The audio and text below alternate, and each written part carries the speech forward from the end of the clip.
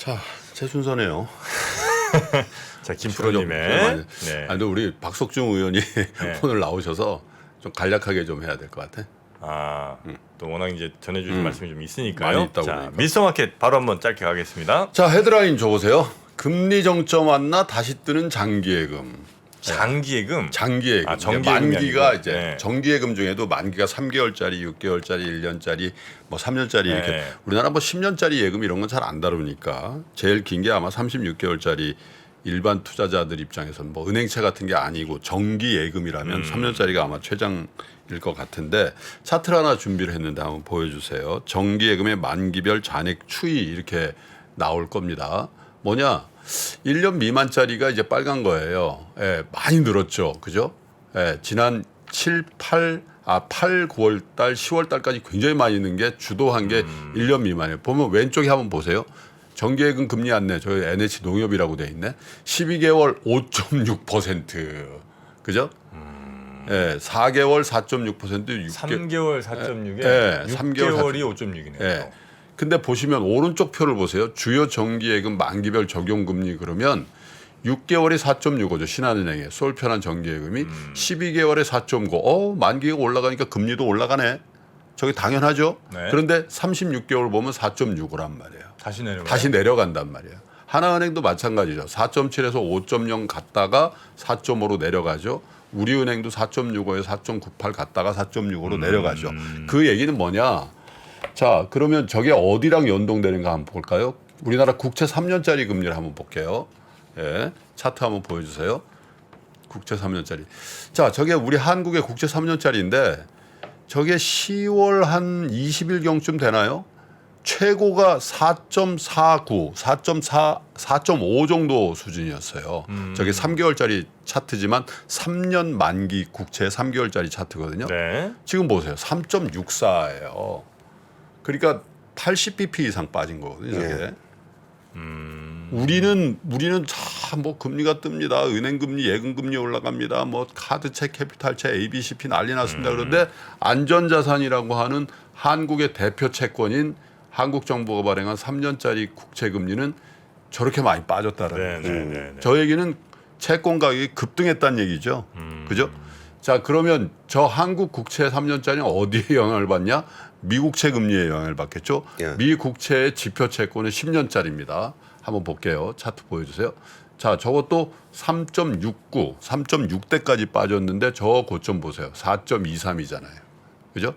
저것도 뭐 듀레이션이 10년이니까 저건 만기가 10년이니까 가격으로 치면 어쩌면 3년짜리보다 더 많이 오른 걸 수도 있어요. 낙폭은 좀 덜하지만 만기가 길면 길수록 가격 변동은 크다고 가르쳐 드렸잖아요. 그죠? 네. 그래서 전반적으로 보면 금리 정책, 그 연준도 그렇고 한국은행도 그렇고 금리를 일정 기간 동안 계속 올려야 된다라는 데에 대해서는 뭐 이론이 없어요. 그래서 그런데 피크아웃, 그렇죠. 그죠? 그 피크아웃은 어디서 먼저 오냐? 실세 금리인 시중 금리의 변동, 그죠? 거래되는 어떤 금리 그리고 그 거래되는 지표 채권의 금리가 떨어지면 아무리 중앙은행에서 금리를 추가적으로 조금 더 올린다고 하더라도 네. 저 예금 금리 특별히 단기 말고 장기 예금 금리는 저 실세 금리로 오히려 더 많이 반영한단 말이에요. 그렇죠. 예. 그죠? 네. 그러니까 고객들 입장에서 어떠냐? 어유, 야 이거 내가 3개월짜리로 묶어가지고 따뜻했는데 혹은 6개월짜리로 묶어가지고 따뜻했는데 왜냐하면 6개월짜리가 금리가 4.65니까 괜찮죠. 네. 그런데 이거 하나 알아두셔야 돼요, 여러분. 채권 투자나 정기 예금으로 운용하시는 분은 여러 가지 리스크가 있어요. 특히 채권 투자는 야 금리 높을 때, 아니 금리 낮을 때 사가지고 금리가 올라버리면 내가 평가손이 나네. 예. 이럴 수가 있잖아요. 그런 것도 리스크죠.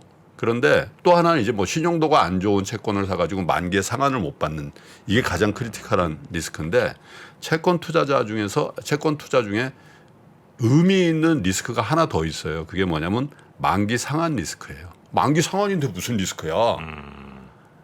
그 얘기를 다른 얘기를 하면 재투자 위험이라고 한단 말이에요. 예. 자, 6개월짜리를 지금 따뜻하게 4% 중후반으로 즐겼어요. 그런데 6개월 이후에 지금 이제 12월이 다 됐으니까 내년 5월 말에 딱 만기 상환을 받은 거지. 그래서 6개월 다시 한번 해냈더니 뚝 떨어져 있죠. 뚝 떨어져 있는 거예요. 만약에 3% 됐어.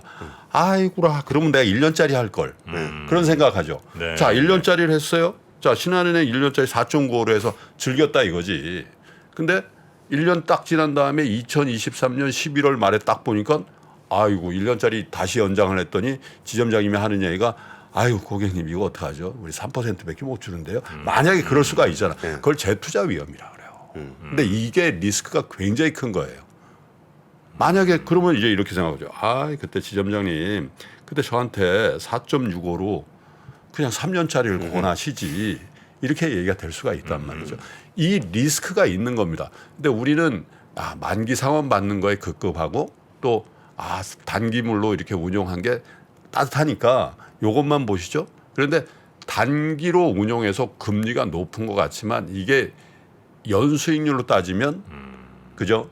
계속 이쪽으로 이런 정도 금리로 연장이 되고 연장이 된다는 전제가 있어야 의미가 있는데 그래서 대출금리도 그렇고 예금금리로도 초단기 예를 들면 3개월짜리 6개월짜리 이런 것들에 대한 금리는 일종의 착시가 좀 있어요. 네, 그걸 이제 만기 상환 리스크 혹은 재투자 리스크라고 하는데 그래서 이제 금리가 앞으로 어떻게 될지 모르죠. 그런데 중요한 거는 이 만기 긴 예금이라든지 만기가 어느 정도 되고 긴 채권 금리가 저렇게 많이 빠졌다는 건 두 가지 의미입니다. 경기가 안 좋아질 것 같다는 확실한.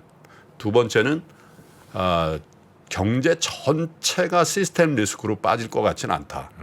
아무리 경기가 안 좋아질 것 같아서 금리가 낮아진다고 하더라도요. 우리가 한번 회고해 보세요. 2020년 3월이라든지 2008년도 말 2009년도 초라든지 혹은 우리 기준으로 하면 97년도 98년도 같은 경우는 경제가 다 안 좋아진다고 전망한 거잖아요. 그럴 때 금리가 오히려 떠버립니다. 안전자산이.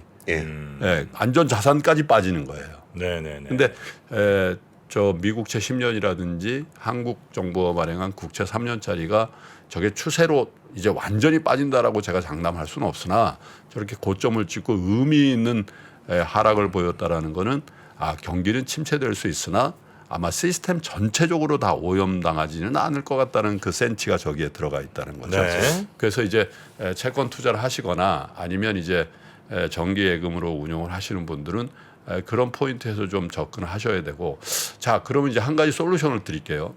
야 3년 만기에 딱 묶을래니까 그 사이에 뭔 일이 있는지 모르잖아요. 네. 그러면 3년 만기라는 건 만기 때 이제 이자를 받으시게 돼 있으니까 그 중간에 내가 딱 팔아가지고 뭔가 더 좋은 찬스나 딱 팔아가지고 어떤 리스크를 해지하려고 하는 분들은 좀 깝깝하거든.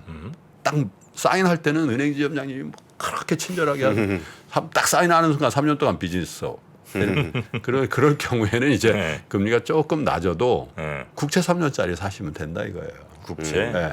그 중간에 파시면 되거든. 네. 그래서 최근에는 이제 짧은 작은 금액으로도 채권 투자하는 것들이 이제 굉장히 일반화돼서 그렇다고 이제 채권 지금 3년짜리 사시면 무조건 수익이 크게 난다 이런 말씀이 아니라 3년짜리 정기 예금이 유동성이 없는 것들 이게 약점이라면 금리를 조금 더 주시게. 근데 3년짜리 지금 뭐 5%, 6%, 10% 되는 금리도 많습니다. 예를 들면 ABCP나 뭐 조금 여전체 이런 것들은 훨씬 높지만 그건 크레딧의 또 다른 문제니까 아까 리스크 중에 크레딧 리스크가 있다고 그랬잖아요. 네네. 만기 상환.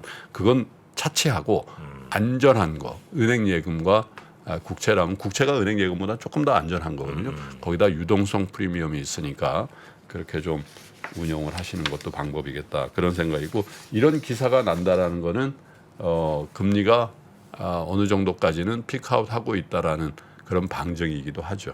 근데 아까 김 프로님 말씀 중에 지금 시장은 정상 작동할 수 있다라는 거를 좀 보여주는 게 안전자산 쪽에서는 이렇게 금리 좀 많이 내려오는 모습을 보이잖아요. 네. 근데 위험자산이라고 할 수 있는 그 기업엄 CP 한 3개월물 같은 경우는 지금 45일 연속 연중 최고치를 경신하고 있어요. 그러니까 리스크 프리미엄이 굉장히 커지고 있는데 그러니까 그 위험 자산에 대한 선호도가 굉장히 떨어지고 있고 안전 자산 쪽으로 좀 돈이 많이 몰려가고 있다는 측면에서 보면은 경기가 좀 안 좋아지는 시기에서는 시장 금리는 정상적으로 좀 작동을 하고 있다 정도는 볼 수 있을 것 같습니다. 그래요. 네. 네. 자, 그러면 뉴스한 플러스 그리고 미스터마켓 요 정도로 정리하고요. 잠시 후에 박병창 부장님 그리고 박석중 위원 오늘 네. 준비하고 계시니까요. 계속해서 어디 나가지 마시기 바랍니다. 그러면 우리 권수래 팀장님 고생 많으셨고요. 네, 잠시 광고 듣고 오겠습니다. 고맙습니다. 예, 감사합니다. 보시면 이제 여기 다이어리가 떡상내려. 네, 다이어리가 들어 있습니다. 작년에 다이어리를 출시해 여러분과 함께 모은 다이어리 판매금을 청소년의 자립을 지원하는 데 전액 기부했었는데요. 올해도 2023년 다이어리와 함께 따뜻한 연말을 만들어 보려 합니다. 3프로TV 다이어리와 2023년의 시작을 이웃과 함께 나눠보시기 바랍니다. 자세한 구매 방법은 영상 하단 댓글을 확인해 주십시오.